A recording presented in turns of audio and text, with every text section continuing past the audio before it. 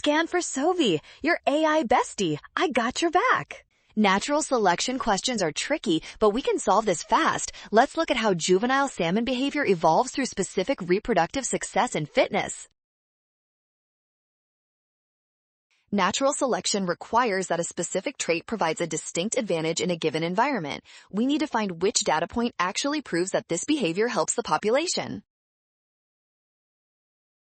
Evolutionary fitness is measured by an organism's ability to survive and pass on its genes. While growth and lifespan are important, they do not directly define biological fitness in this context.